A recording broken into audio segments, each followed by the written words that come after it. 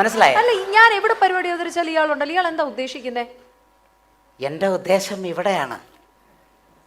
ഭയങ്കരം അത്ഭുതമായിട്ട് എനിക്ക് തോന്നണം, ഭയങ്കര അത്ഭുതമായിട്ട് തോന്നണം.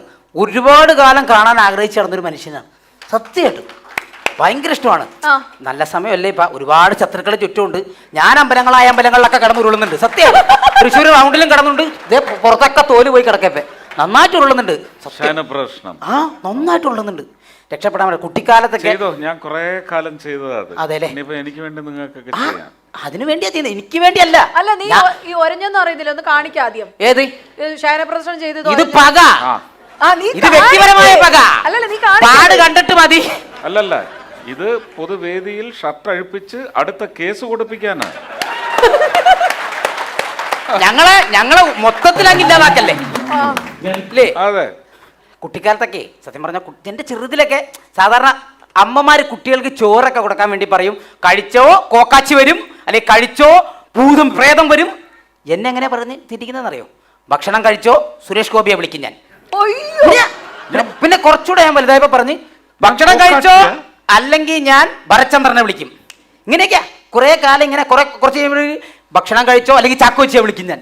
ഇങ്ങനെ പറഞ്ഞു കുറെ കാലം ഞാൻ വലുതായി കഴിഞ്ഞ് കുറച്ച് കാലം ഞാൻ പട്ടിണി കിടക്കേണ്ടി വന്നു. സിനിമയിൽ നിന്നൊക്കെ മാറിയുന്നില്ലേ കുറച്ചു കാലം, ഇലക്ഷൻ ഡ്യൂട്ടി പരിപാടിയൊക്കെ ആയിട്ട്. അപ്പൊ ഞാൻ വീട്ടിൽ നല്ല പട്ടിണിയായിരുന്നു. പിന്നെ വർഷങ്ങൾക്ക് ശേഷം ഇതേപ്പ ഞാൻ അങ്ങോട്ട് പറയും, ഭക്ഷണം എടുത്ത് വെക്കി, ഗരുഡ വരുന്നുണ്ട്, ഞാൻ അങ്ങോട്ട് പറയും.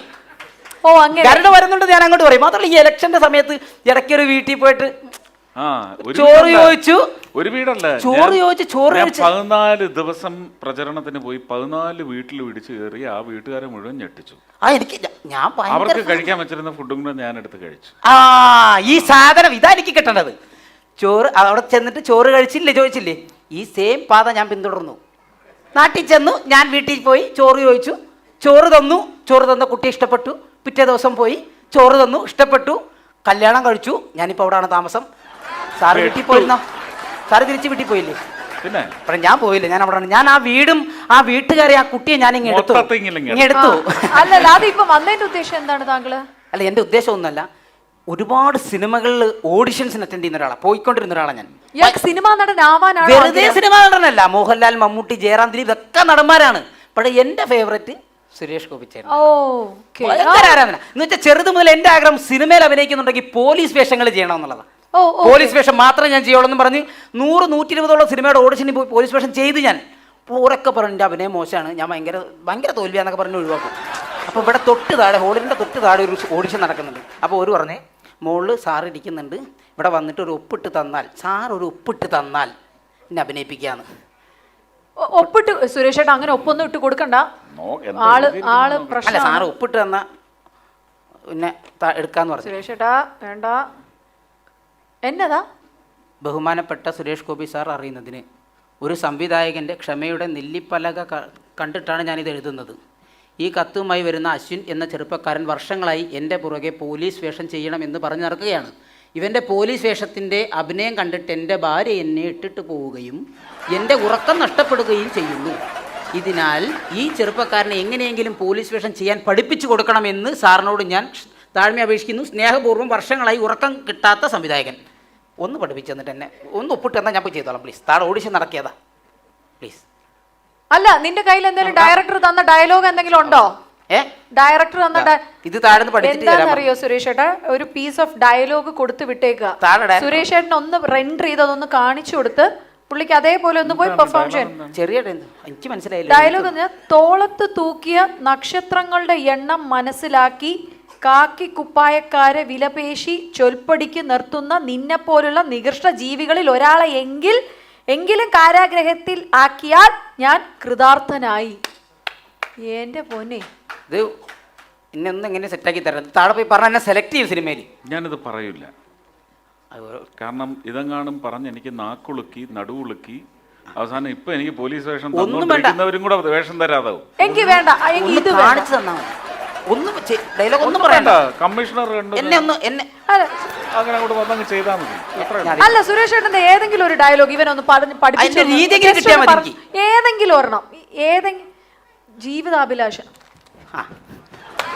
ഞാൻ മേടിച്ചോ അതാ ഉറങ്ങുന്നില്ല ഡയറക്ടർ ഇവരെ കാരണം. ആ. ഞാൻ അങ്ങോട്ട് പോകുമ്പോ ഇവിടെ നിൽക്കണേ. ഇവിടെ നിൽക്കണോ ഞാൻ? ആ. കാക്കിയിട്ടവന്റെ നേരെ കൈ ഓങ്ങിയാൽ തനിക്ക് നോവില്ല. കൂട്ടത്തിൽ ഒരുത്തൻ ചങ്ക് കീറി ചോര ഒലിപ്പിച്ച് നിൽക്കുന്നത് കണ്ടാലും തനിക്ക് നോവില്ല. പക്ഷെ ഈ പന്ന നൊന്തു അല്ല, എനിക്ക് തോന്നുന്നുണ്ട്, സത്യമായിട്ട് തോന്നുന്നുണ്ട്, നന്നായിട്ട് തോന്നുന്നുണ്ട്. ആ രോമം കുറച്ച് പോകുന്നു അല്ലേ? ഇല്ലില്ല, തോല് തേങ്ങന്റെ കൂട്ടത്തിൽ അതും പോയി. പ്രദക്ഷിണം വെച്ചപ്പോഴേ തോല് കുറച്ച് പോയി, എന്റെ കൂട്ടത്തിൽ പോയി. ഭയങ്കര അത്ഭുതം. ഞാൻ ഈ സാധനം നീ ഇതുപോലെ പറയണം. ഡയലോഗ് ഒന്നുകൂടെ പറയും. ആ പവർ ഞാൻ അങ്ങോട്ട് പോകുമ്പോ ഇവിടെ നിൽക്കണ്ട. ഇതുവരെ ചെയ്തതിന് ഡയറക്ടറെ തല്ലു. ഇല്ലില്ല, അത് ഞാൻ പറഞ്ഞു ചെയ്തത് അങ്ങനെ ചെയ്താൽ നാട്ടുകാർ തല്ലു. ഇല്ല, ഇതെന്താ താഴെ ഡയറക്ടർ ഇത് ചെയ്ത് കാണിച്ചിട്ട് എനിക്ക് സെലക്ഷൻ കിട്ടും. അതുകൊണ്ടാ. അതൊക്കെ എന്റെ ദേഹത്ത് തൊടാനോ പിടിക്കാനോ ഒന്നും പാടില്ല. അതിപ്പോഴേ പറഞ്ഞിട്ടുണ്ട്. തൊടാൻ ഞാൻ നിൽക്കൂല, എനിക്ക് വയ്യ. ഓക്കെ ഓക്കെ, ചെറിയൊരു ആക്ഷൻ കിട്ടിയ സർ, ഒരു ആക്ഷൻ ചെയ്തോ ചെയ്തോ.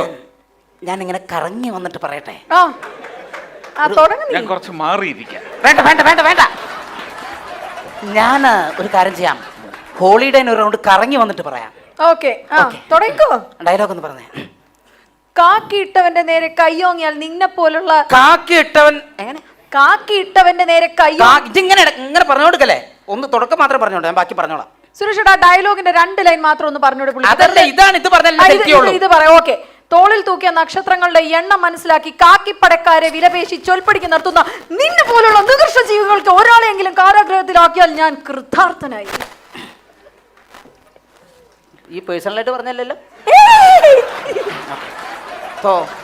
തോളത്തല്ല തൂക്കിയത്? തോളത്ത് ഒരു ചെറിയൊരു ആക്ഷൻ തുടക്കത്തിനാ.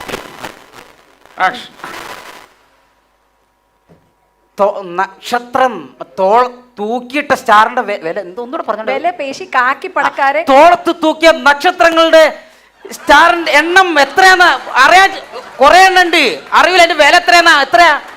210 രൂപ. 210 രൂപ. അല്ല പിന്നെ നേരെ പറ. ഇത് വേണ്ട, ഇതെങ്കിൽ നീ അത് പറ. ഇത് വേണ്ട, ഇല്ലെങ്കിൽ നീ ആ മോഹൻ തോമസിന്റെ ഉച്ചിഷ്ടം ഇതെങ്കിലും പറ. മോഹൻ തോമസിന് പൊളിയാണ്, ടോപ്പാണ്, അടിപൊളിയാണ് മോഹൻ തോമസ്. അനക്കെന്താ പ്രശ്നം? ടോപ്പാണെങ്കിൽ സൂപ്പറാണ്. തോമസിന് ഭയങ്കര ദേഷ്യമാണ്, പ്രശ്നമാണ് എല്ലാം.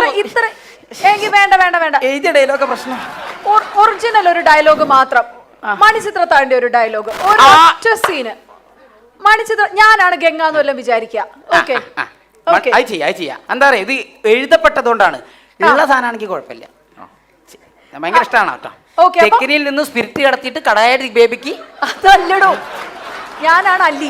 എന്നെ ആഭരണം എടുക്കാൻ പുറത്തേക്ക് വിടരുത്. ഇയാളാണ് നകുലൻ. Okay okay, റെഡിയേ?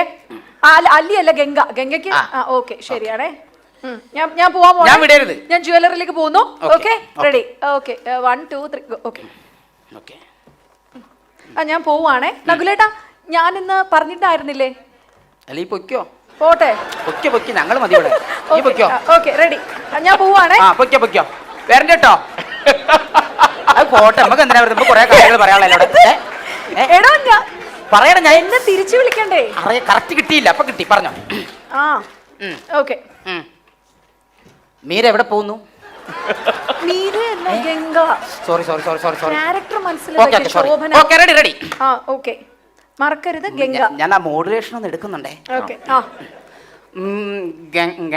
ഗംഗ എവിടെ പോകുന്നു? ഞാൻ പറഞ്ഞിട്ടുണ്ടായിരുന്നില്ലേ അല്ലിക്ക് ആഭരണം എടുക്കാൻ പോകുന്നു.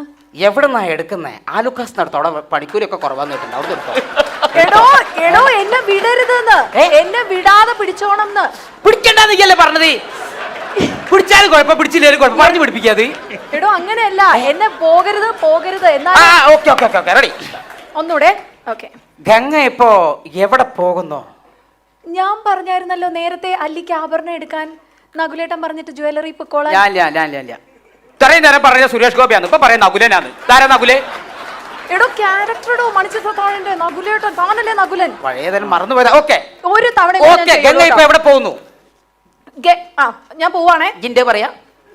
എടോ, ഗംഗ ഇപ്പൊ എവിടെ പോകുന്നു? പോയേ. ഗംഗ ഇപ്പൊ എവിടെ പോകുന്നു? പണ്ടാരം പറ. ഞാൻ പറഞ്ഞില്ലേ അല്ലിക്ക് ആഭരണം എടുക്കാൻ പോകുന്നത്. എന്നാ ഇപ്പൊ പോണ്ട. അതെന്താ പോയാല്? അതെന്താ പോയാലെന്ന്? നീ ഇപ്പൊ പോണ്ടാന്ന്. വിടമാട്ടെ. പോണ്ടാന്ന്. എന്നെ എങ്കേയും ഇവിടെ നിന്ന് പോക വിടമാട്ടെ. പോണ്ടാന്ന്. എന്തോ പറഞ്ഞാ നിർത്തോളൂ. എന്തോ പറഞ്ഞാ നിർത്തുവത്. എന്തേലും പറയാന്ന് പറയും. ഇന്നേക്ക് ദുർഗാഷ്ടമി. ഞാൻ പറഞ്ഞ കിട്ടൂല, അവള് നിർത്തൂല. ദുർഗാഷ്ടമി. കൊല്ല്.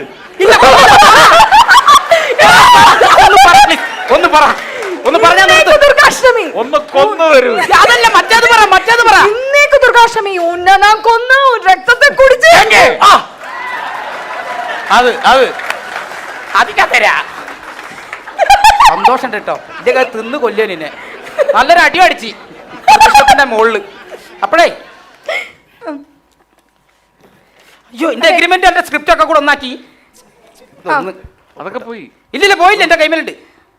ഇതൊന്നും ഒപ്പിട്ടെന്നാ ഞാൻ രക്ഷപ്പെട്ടെ. എങ്ങോട്ടേലും പൊയ്ക്കോളാം. കൊടുക്കേട്ടാ. നീ അതിന്റെ പേരിൽ ഇവിടെ നിന്ന്. എല്ലാരും പറയുന്നുണ്ട് വരുംകാല സുരേഷ് ഗോപിയാണ് ഞാൻ എന്നൊക്കെ. ശരിയായിക്കൂല. Okay, thank you. ഭയങ്കര സന്തോഷം. താഴെ പോയി സെലക്ഷൻ വാങ്ങിയിട്ടേ ഞാൻ വരുള്ളൂ. വരുമോ ഇനിയും? ചിലപ്പോ